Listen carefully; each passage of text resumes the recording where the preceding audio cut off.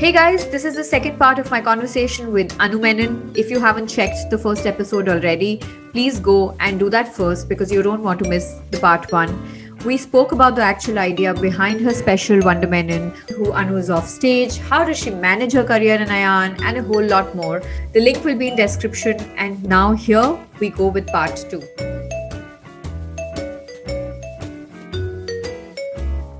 How many interviews you would have done during the Lola days? Like what? Over 3,000? At More least than that? 2,000, yes. How many years was Lola there? Like 6, 7 nearly years? 8. Nearly 8, Years? I was thinking this, that only a woman can continue to exist for so long because that stability that is required as an artist to be able to continue and carry that character.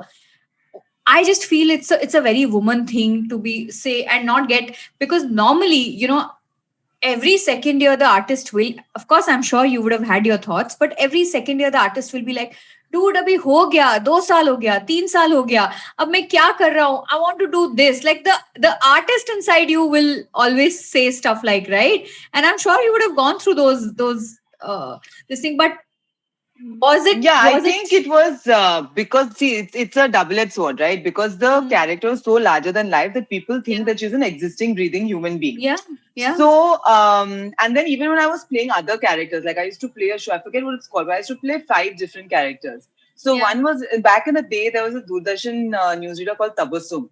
Yeah. So one was styled like her. One was a night reporter, like a page 3 party reporter called Nightly Nita. Then there was one miscellaneous Mamta. There were all these like varied like characters. But the thing is that even the channel was like, dude, it's nice and all, but everyone still wants Lola. You know? Yeah. So I think I pushed it as much as I could in terms of what all she could do, the places she could go. I mean, I traveled for a month in England dressed as Lola. Like covering covering destinations that were used in Bollywood movies. So at that time, Aditya Roy Kapoor was a VJ. Yeah. And so he and I would be enacting different like parts from like Kabhi Khushi Kabhi Gum, those iconic scenes if we were in that location. So I've gone to the British Museum looking like Lola, and like and I had to get up like 2 hours ahead of the whole casting because I had to dress up myself, the character. Right? Yeah. So, and then people are also very confused. There was one store, I had like about 15 minutes. So I went into a store to buy a dress. So everyone started looking at me very suspiciously because it's sari clad, gajra, cheshma. Does she even look like she knows how to wear a dress? So then I went for the IFA awards also like that. So, I mean, it's been, I think I played her as much as I could. Now, the only thing that was left was Lola the movie. So I was like, if anyone's buying the rights for that, then, I'm game to. I think but you also want to end on a high, na? That's true. But I think अगर उस time पे OTTs होते तो वो next high शायद वो होता. अगर OTTs होते तो I think सीधा OTTs पे ही launch हो जाता. The character. I don't think in this day and age, television does not take risks. It used to be risk taking. Also, you're on a youth channel. Your audience is different. Your audience wants to watch to see what's going on. Now the audience doesn't need MTV or Channel V to tell you what's going on. To tell you, Channel V doesn't exist anymore. But you just go directly to the internet. So everyone believes it's a more democratic system in that way. Of course, there's a lot more to choose from, but you're not having to depend on anyone else to be noticed. And of course, now you can buy views and all of that is a separate business angle. But I think the fact that the nature of the business has changed so much. It's like even Bollywood movies, like comedy movies back in the day. Like Ritesh Deshmukh once said, stand-up comedians are putting so much pressure on us because the kind of comedy they're giving the audience is in fact demanding that even from our movies. So they find perhaps our movies too slapstick, our movies not funny enough for the kind of funny that they're looking for. So they've also had to change the language of funny in Bollywood, perhaps. Because also today I find whether they're social media influencers or stand-up comedians, they're more accessible superstars for this generation. The Bollywood so guys, Varun Dhawans and Katrina Kaifs are, are further away to touch. Whereas you can meet a beauty influencer, or you can DM her and you might get a reply. Or because they're putting so much of themselves out there, you feel you know them better. Yeah. So there is that sort of connection also that is created, right, through their content. But in fact, that was my next question, that what is the work shift as a woman, as a female comic, as a female entertainer, or as a female professional? Have you seen an entertainment, back when, during the Channel V days, to now when you're creating content? मतलब आपको लगता है कि is it like a zameen आसमान का फर्क to how you were, one, in how you were creating content and how it's being treated, how the professionals are being treated now? Of course, there are various. You have a certain standards and practices that you have to adhere to, right? When you are part of a larger organization, when you're part of television, there are a lot of things, topics you can't touch. There are a lot of things you can't say. Now, and the internet was looked at your free space to play. But now even OTTs have come under the gun in terms of they're all going to be coming under your the government ministry, right? So therefore, now those shackles are going to come in place. So the things that you thought you could say, perhaps now you can't say. Now also left, right, and center, I feel like entertainment and entertainers are being attacked a lot more. It becomes easy to say, I take offense to something you said. I take offense to the show you've made. I take offense, because everyone is taking offense, no? Because it's become a national pastime. So as a result, we as entertainers, it's not like going to my HSBC job every day, and number crunching. Like I feel everyone has an opinion on my content, and everyone feels an expert on my content, even though they are a stockbroker, right? I'm not telling them what stocks to invest in, how to go about their job, but they feel very invested in the way I present myself or the nature of my content, and they're so easy to take offense, right? So a lot of hard work that goes into making a show, now you're just like having to pull out apologies out of your ass saying, oh, I'm so sorry. But at the end of the day, like, why? I don't understand also this need we have to slap an FIR on someone, just every, so I don't know. I think that culture has made a great shift, right? And the fact that you think it's okay to troll an artist viciously, or to release their phone numbers online, to threaten them with the goons coming to their house to beat them up. Like, I don't know how all this is normalized. And then at the same time, when artists apologize or they change the nature of their content, then it is like, oh, you're not edgy enough. Why don't you talk about this? Because when I talked about that, I was attacked viciously. And now I don't feel like talking about it because I have a family and children to worry about, or, parents to worry about, or all of that. So I think there is definitely, I feel, an element of fear also, right? In with every art related occupation today. Like on Channel V, for example, I couldn't even hum a Yashraj song, even in my bad Lola accent. Because that would be IP. Yes, I couldn't even say that. But now it's not such a big, if I do it online, it's not such a big deal, right? In passing, because YouTube is not if you say it's not a revenue making platform for you. If I'm putting up this video when I'm talking about things, but I'm saying I don't want to earn money from it, it's okay. Right. So there are all these like loopholes and laws and regulations. So I think freedom of speech is not so free. It also comes at a price. And I don't think that any of us know where this is going, honestly. Like, it could get a lot worse. It could get better, and you're hoping it does.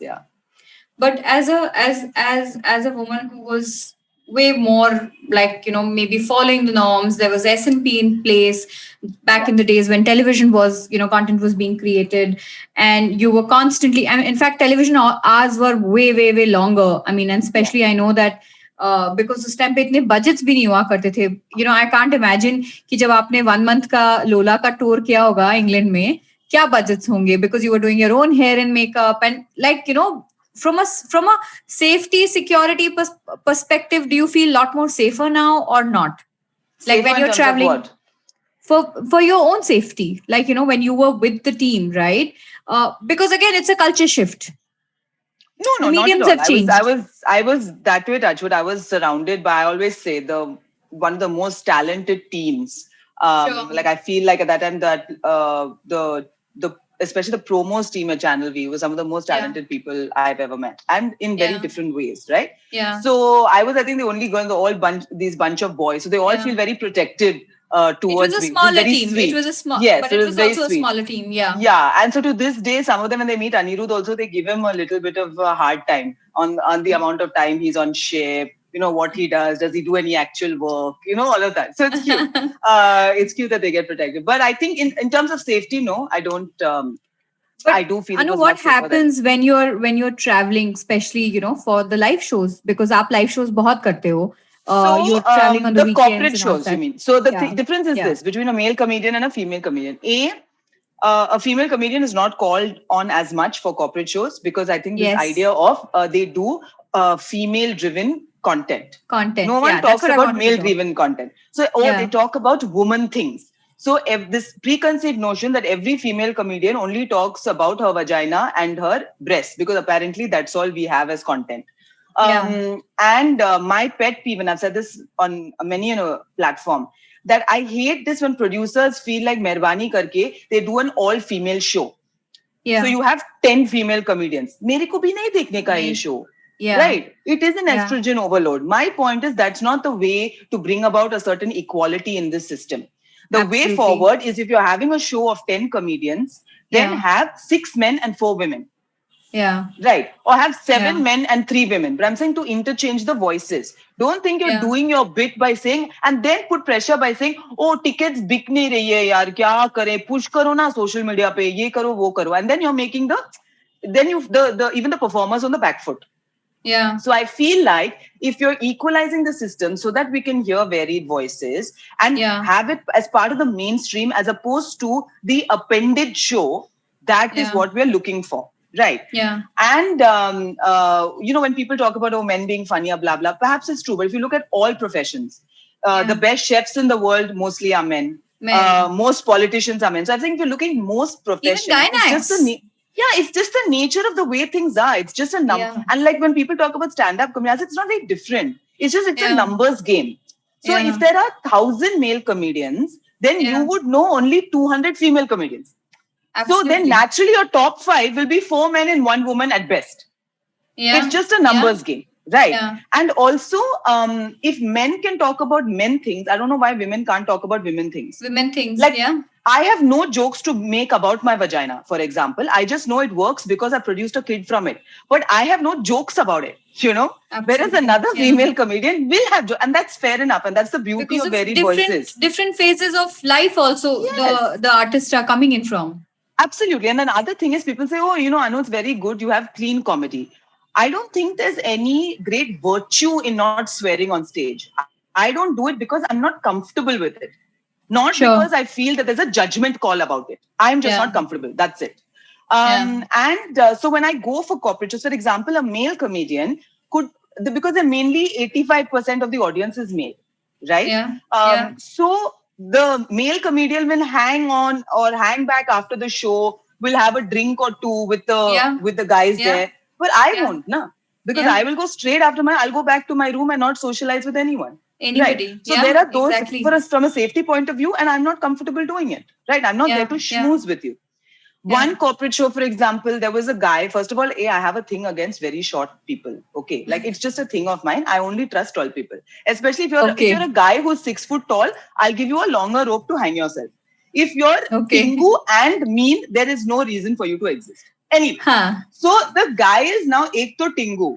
And then he says, I'm a big fan of yours. He's the client and he wants to pose for a picture. Now, the appropriate thing to do is to stand with someone. And he has now proceeded to put his arm around me in almost a half hug. Now, at that point, you have one of two choices. I'm just about to go on stage. So I can make a big fuss about it or say, hang it now. Tingu wants to have some fun. He probably won't get more action than this in his life and just leave it be. Yeah. Right. Yeah. So because what's the point of making a big fuss at that point? I'm not saying it's the right way or wrong way, but you do what's comfortable for you at that point. But my issue is what makes you think that it is okay? You cannot put your arms around me because you do not know me. Yeah. And you cannot be so familiar with someone that you don't know, right?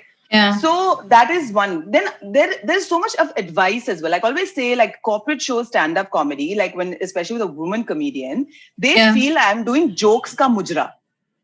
You know? Okay. Like it's that. Okay. Because they feel like, she's a chick. I think it's not all their fault, because there are, one show, there were 100 men and one woman. Okay. And then it became this thing of, oh, you spoke to that one's boss, you didn't speak to my team boss. So you come and speak to him. Why should I speak to him? Like my increment doesn't depend on your boss. Yeah. So it then becomes that also. There's like the male ego. Boss ke saath uske. My team leader also you speak with. He's waiting.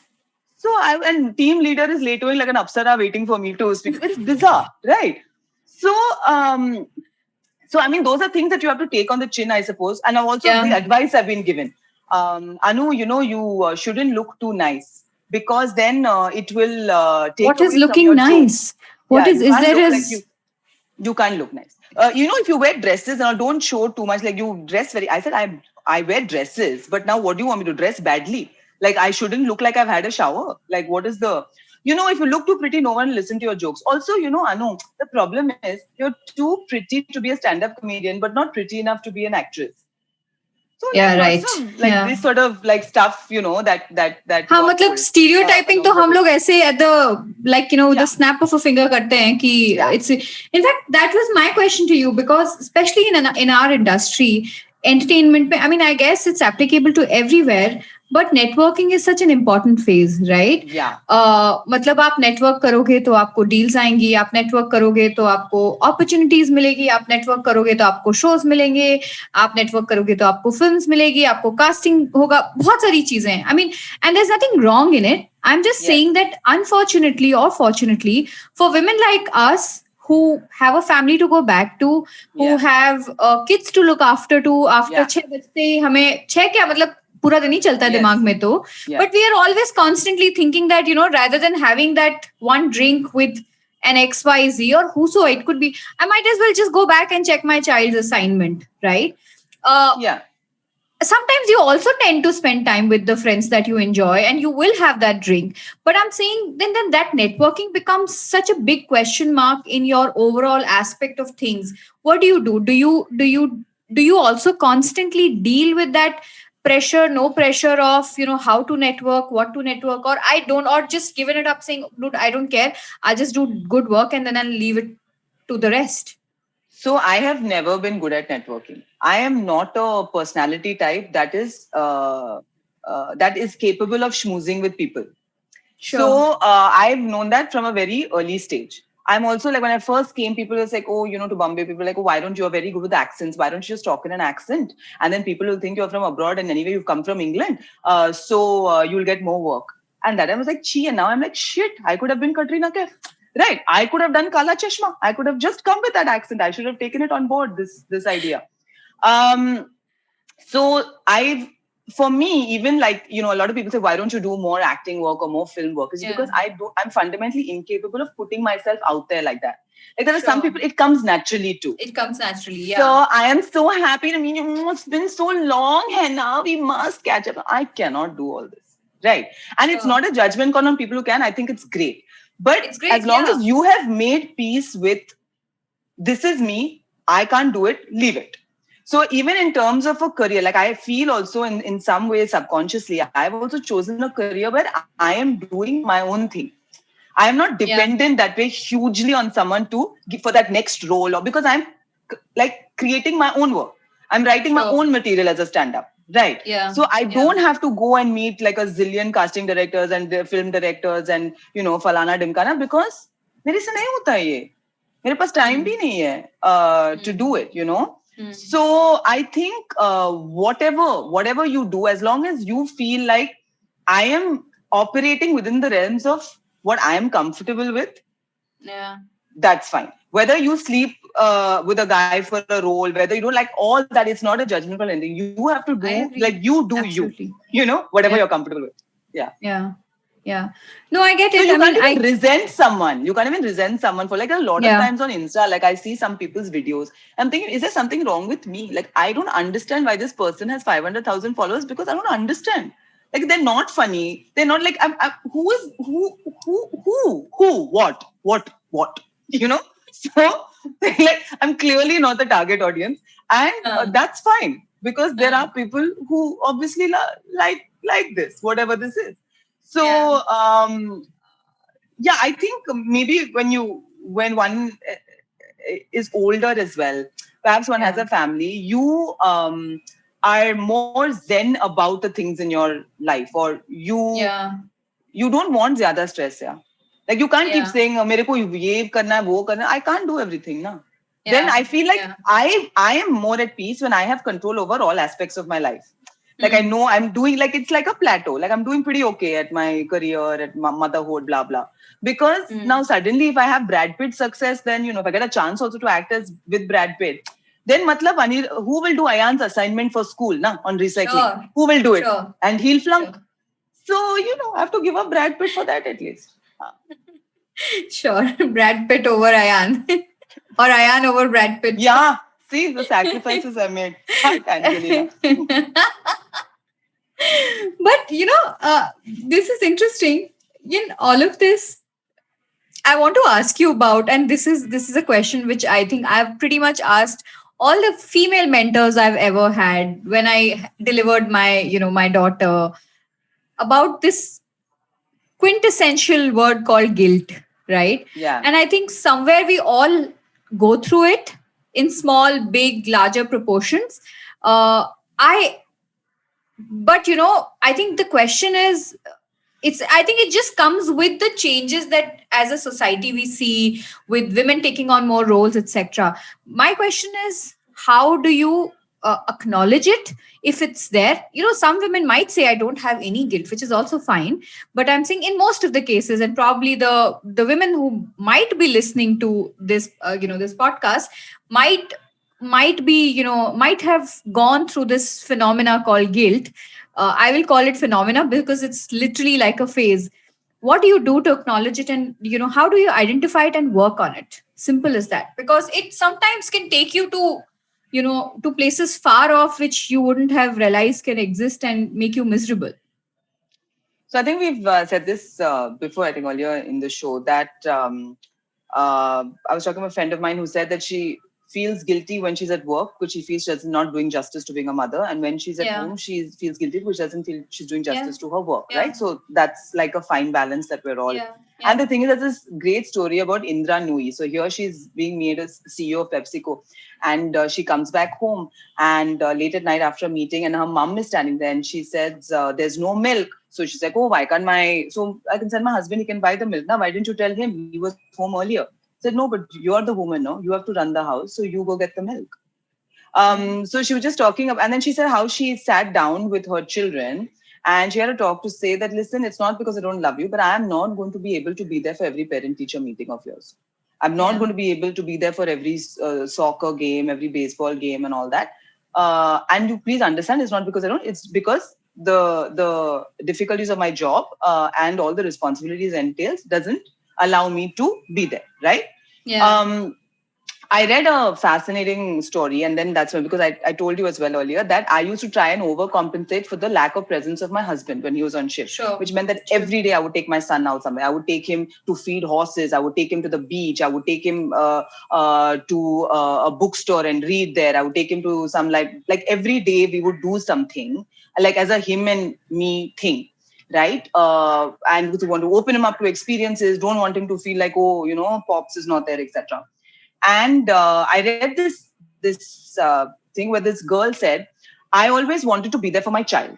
Right. So I did everything for my child. I was always there. The neighbor's kid his mother was very chill. She used to do her thing. The neighbor's kid did his thing, blah, blah. But when it came down to it, when they were much older, that kid was far more independent and could do things on his own. Whereas mine was incapacitated by the fact that I would always be around and be doing things for him. Yeah. So that is also something that worries me as well. That in that, you know, matra prem, that you are doing far more to incapacitate your kid by saying, out of love, let me do it for you. Yeah. You know? Yeah. And my other theory is actually about mama's boys. We keep saying this country, you know, boys, they're such mama's boys, blah, blah. And my theory is this. it is not because we want to spoil them. It is because boys are so bloody slow and incapable that we would rather just tie the shoelaces because it will be faster that way. You know, otherwise waiting, loop करके करो ना, please. मैं पूरा हाथ जोड़ती हूँ ना, no, leave it. Just I will do. You go now and play. So it is That's that. me talking to my daughter while feeding her. Jivisha, please. I was like, I'm not having a second because I cannot go through this drama of eating. Eat, please. For the love of God. I beg of you, please eat your food. Mama has a meeting. Please eat your food. She's telling me just before the recording today, you're sending me because you have a call, right? I said, yes, I'm sending you because then you won't let me. So yeah. So smart she is to know that, but not eat the food. So yeah, so I think I don't think it is very normal, I think, to have this guilt, right? But there is no right way and wrong way with anything. Like people, there are cases to say, to state, working parents versus there's no right stay-at-home moms and all of that, right? The stay-at-home mom could be on social media all day. Like there's no difference. On the working mother could, when she spends that quality time, could be really invested, right? So there is no right way and wrong way. And my only thing was, whatever your way is, you as a woman have that responsibility not to shit on other women. That's all. Agreed. Because you are putting far more pressure and you are adding to that guilt a lot more, you know?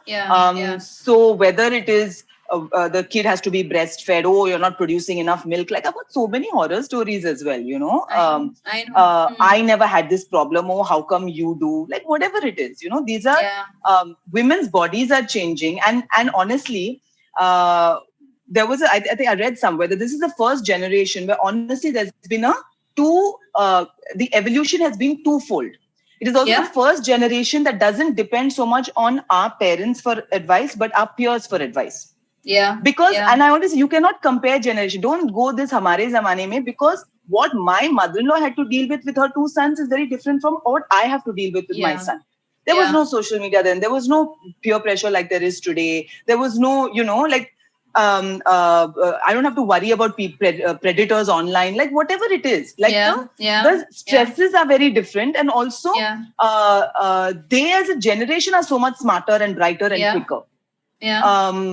So I think when that is another, like I honestly feel like there was no rule book with our parents also. Like they just did what I wanted. And we've all turned out okay. But here we are so conscious. You know, I read in this book, volume 5, page 64, that subsection 3B, that this is how, you know, someone told me, when you shout at your child, don't stand up and he should sit down, because then he'll feel like more complex, because like an authority figure is shouting at him from above. Get down to his level and shout at him. I said, kya hai ye yaar? Like, come on. Like, I mean, they also got to, what's going on? Like, it's too much. Like, sometimes I feel the science has been taken too far also. I think everything has been taken too far in the way we are raising our kids, as well as I think the entire conscious effort of women who've given birth and when they go back to work, and you know the natural reactions of people, the questions, etc. It's just. But I guess it's all in the evolution, because we've never seen this stage before. We've never seen this phase before. Women have not led before. We've not had instances of women who've maybe returned, 5 days after delivering a baby to back to work. And it's actually personally her call. I mean, if she can do it and if her body allows, she might as well do it. That's this thing. So yeah, I guess all this is fine. But, you know, Anu, I think I'm almost towards the end of our conversation. Two important things the most important thing which I wanted to discuss in all of this, wherein you've seen the transition from television to internet, OTT. You've been on television, you've been on OTT, and you're there on social media as well. You've seen pretty much different generations of, you know, comics coming in. Maybe the start of stand-up comedy in India, and then these specials coming in and all of that. How do you connect with so many of the peers who are way, way, way younger than, maybe in experience, maybe not in age, but especially in experience than you? do you feel like slightly different in terms of, the kind of stuff they're doing, and even in generally connecting with them, hanging out with them, because you're not doing that, right? How do you deal with that constant pressure to be with the peers? I mean, I will call them peers irrespective of the experiences, etc. So, I mean, the great thing about the performing arts is that you have friends across all ages, right? Yeah. So, even from my theater background, like Rajit Kapoor, I'll call Raju because I've known him for so long, right? And he'll be 50 plus, so it doesn't matter. So, I don't think that's an issue. There are like cute things like when I just became Lola, I was like 23. I had gone to this school to Bombay Scottish to judge a drama event. And the one of the actresses on stage was Sonali Thakkar, who's now who's a stand-up comedian. Right. And she told me this many years later when you mentioned that, by the way, when I was 15 and I was on stage and you were so rude, you didn't give my house the prize for that play. I said, yeah, because it sucked. But the point is also, so now she was a schoolgirl when I went, right, as Lola to her school. So, and I don't think the age thing is an issue at all. I don't socialize as much with them. I don't have that kind of time. I don't even do that many shows, to be honest. When I have to try, I take on shows because at least I'll work backwards then and say, show hai, mujhe likhna hi padega. That's all, right? As opposed to when I write, I'll go, that never happens, right? So I always work backwards. And then I have my few like close friends. Like Saurabh Pant is a very good friend of mine. He's also from Channel V, right? Veer I've known for so many years. So it is, I don't think that the beauty about comedy is there are so many voices. If I get stuck for a joke, if I want a punchline, I'll call my friend Kajol, who's very good with one-liners, and say, by the way, I want to say something like this. Can you help me out with a line? So that's a nice thing to have as well. So yeah, I mean, I won't say just because I know I'm a dinosaur and I've like seen all these things, but I never feel it.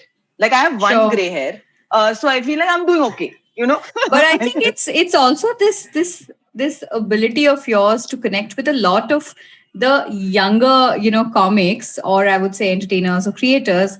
One of the things that you really connect well is on cricket.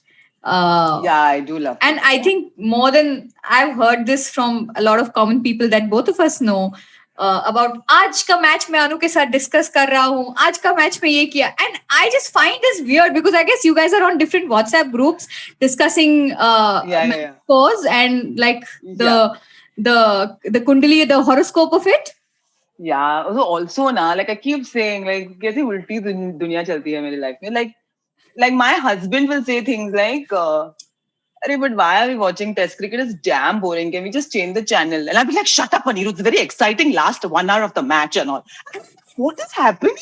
Like, it should be the other way around. Then he'll say, Acha, so in tennis, what does that mean? What does deuce mean? They're equal. And I was like, I'm explaining sports to you.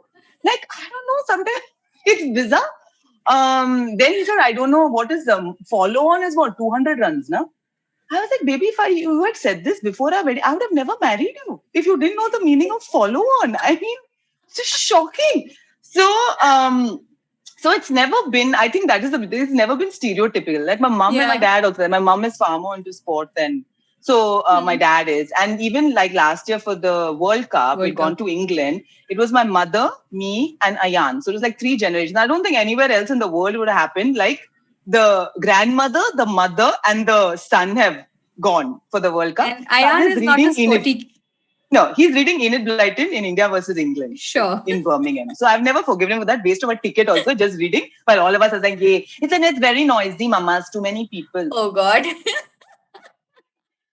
So, so I do love cricket and tennis. Yesterday, actually, for me, for so many years, like it was my dream initially to be an IPL girl. Then I realized I'm not sexy enough.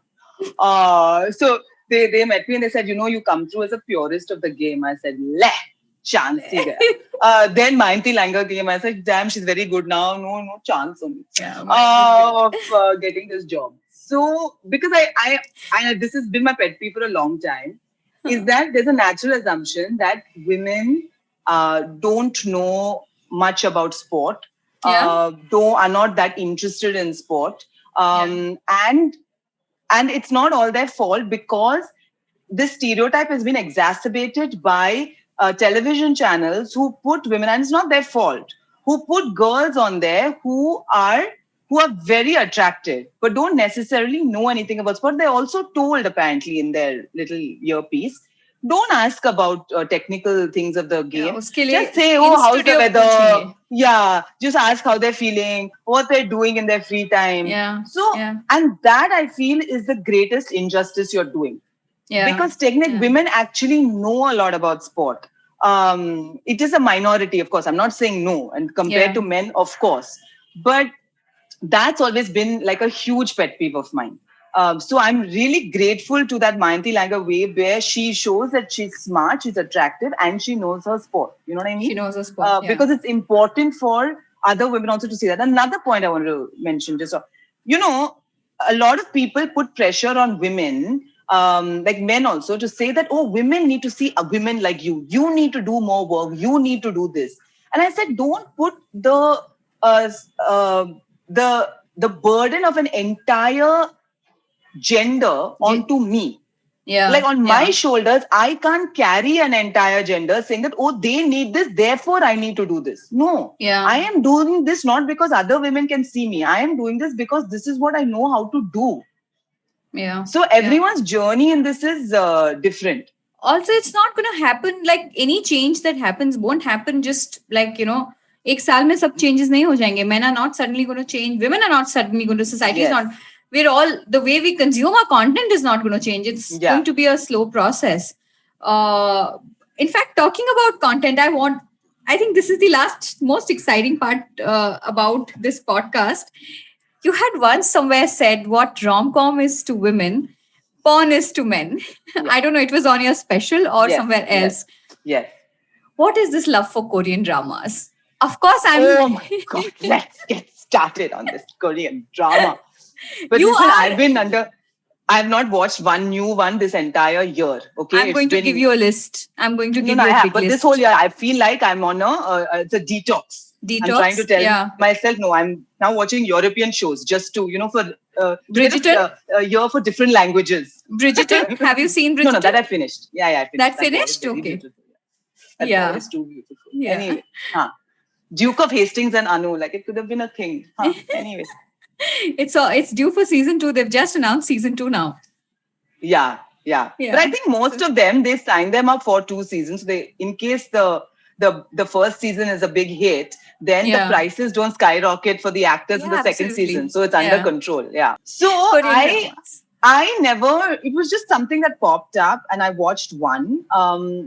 And it's really weird because I always feel when you watch a show, and I'm getting quite scientific about this, that it is an insight into a different culture.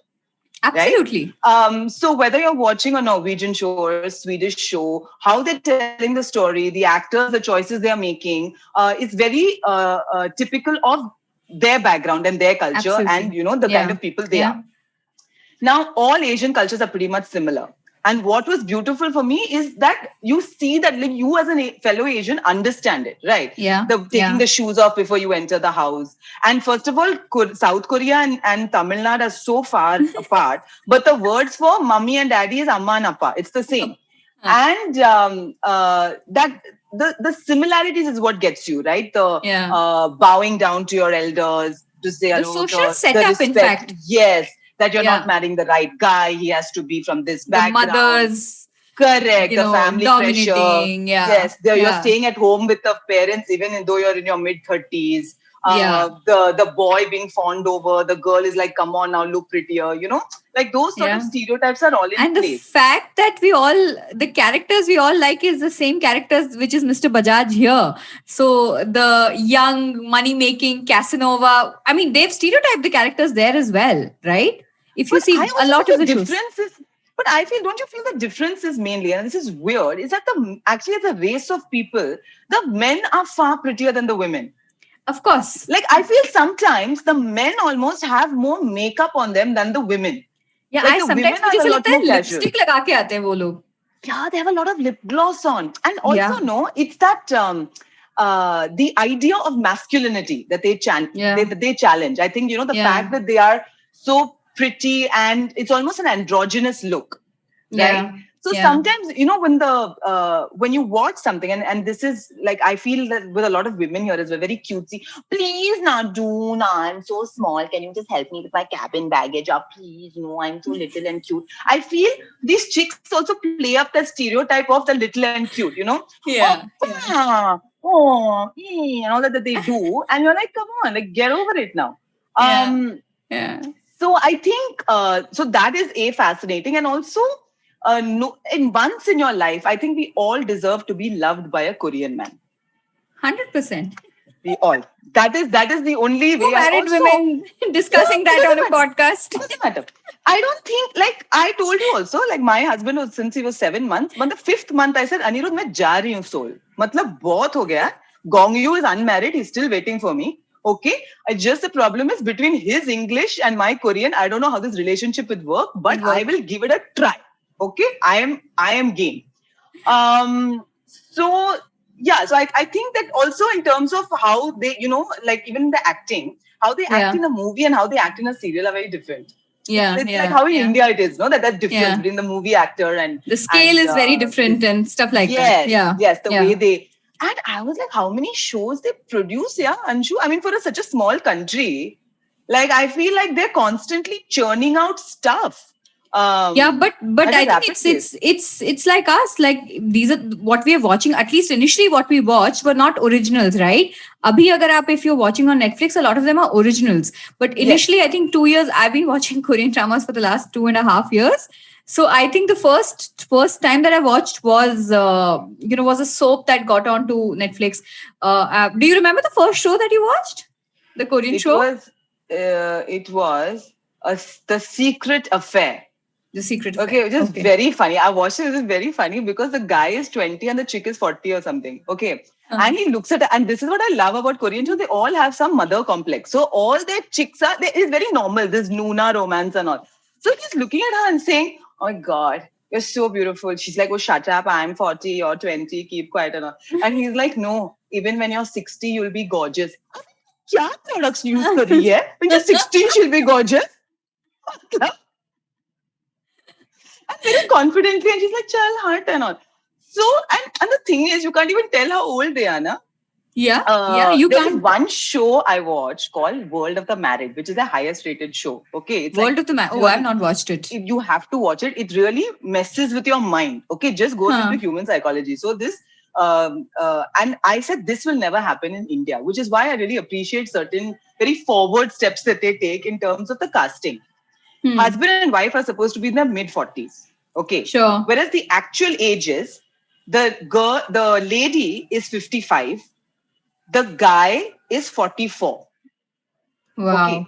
And I was like, no hero in this country would be okay with acting with a woman 11 years his senior as both being the same age. This thing, you know? And the bizarre thing was he's having an affair with some young thing, okay, who's 24 or something.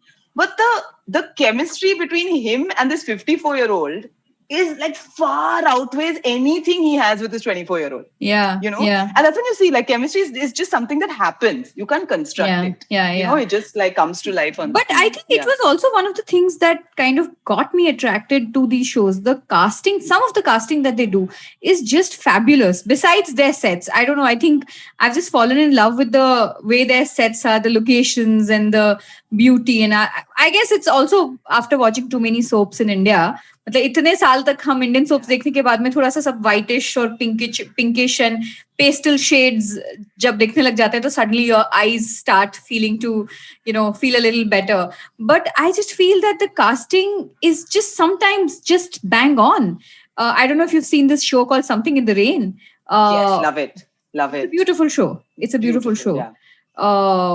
But I mean, how do you think something like this even can come close to making here in India? I mean, they're both soaps, right? But if we have to really be doing something like this in India, do you think there is even a chance? So I've realized now world over when I watch shows on Netflix that this older woman, younger man romance is a huge thing. Like even a lot of like Swedish shows and and Norwegian shows I watched. So I don't know whether it is actually a trend, honestly, that there are a lot more younger man, older woman romances, or there are a lot more shows because it's an unexplored territory in also it gives you too many arcs to kind of play with and peaks and lows to play with. Yeah, I mean it's far more fascinating because I don't think it's bizarre or like if that's the old stereotype, right? If the guy is marrying someone 20 years his junior, no one bats an eyelid, but the guy is 5 years younger than the girl and it's like my god, you're cradle snatching and all of that. Like I remember once at a party and we're also, there's a bunch of friends and there was this guy I was talking to. Now, only reason I was talking to was he's tall and had glasses. No other reason, because everyone else was. So, and it's something we were just discussing. And this friend of mine says, "Come in, Anu. Don't stop being a Miss. You're too young to be a Mrs. Robinson." What am I doing? I'm talking to this guy for 2 minutes. So, and I know it was a joke, but I feel like maybe that's why also it's there are so many emotions because it's a more normal thing, or they're trying to normalize it. But yeah, it's like that crash landing on you that everyone's seen and fida over. The bichara, this guy, and the way he loves her. I was like, no wonder both of them are not married because it is not humanly possible to love like that. Now, if we are watching the show, they are watching themselves. They're like, actually, like asli zindagi mein main hoon nahi ye. But they are the couple is actually dating in real life. Yes, finally. But we'll see how long it lasts. We'll see. I think we have too much of gossip to discuss about Korean dramas offline. But this has been just quite amazing, Anu. I think the perspective that I've got in terms of the current state of comedy or content creation process and what other female comics or other female professionals, I would say, in the entertainment business needs to look up to and just be comfortable at their pace is just amazing. And there is too much to take away, in terms of when you are a mother in the entertainment business, you are constantly running, but you're constantly feeling, oh, something is left out. You're constantly, trying to catch up because also the pace of the way the business is evolving is faster. But I guess as far as we are strong from within and the value system that you have chosen for yourself is stronger, it'll all be there. And that's I think that's been my learning from this conversation with you. And it's been absolutely lovely. Thank you. In the words of my husband, why don't you just earn money now, baby, so I can stay at home and don't have to work? So you just keep earning more. You are not paying taxes because you're an NRI. Everything I have to do. But thank you for having me. I really enjoyed this. Thank you so much, Anu. Wisdom you've taken out. There's nothing, but chat is a chat. Yeah. I think it's not just for me, but a lot of women like me who probably don't have access to, someone like you, to hear stories from your life, to take inspiration from the smaller events in your life and things that you do on a daily basis. Honestly, I don't think so. I'm trying to make a big thing out of, the conversation. The idea is to take inspiration from these smaller incidences or smaller events that happen in your life. And, when in doubt, maybe you can listen to any of these and say, okay, fine, my life is also equally as good as I make of it. Thank you. Thank you for having me. See, I put makeup also for you. What all I've done, the sacrifices you look have lovely. Been immense. Yeah. You look lovely. Thank you so much, Thank Anu. you. I'll see you in real sometime soon. Yes. Bye. Bye. Thank you for watching this. If you've enjoyed this conversation, make sure you hit the like button, comment what was your favorite part, and also subscribe to the channel. Don't forget to press the bell notification to never miss a new episode because we have a lot more coming. This podcast is available on Spotify, Apple, Google, JioSaavn by the name Questions I Wanted to Ask. You can listen to it wherever you like. Link will be in the description. You can follow me on social media, Instagram, Twitter, etc. And all the links are in the description. Thank you for watching. I'll see you in the next one.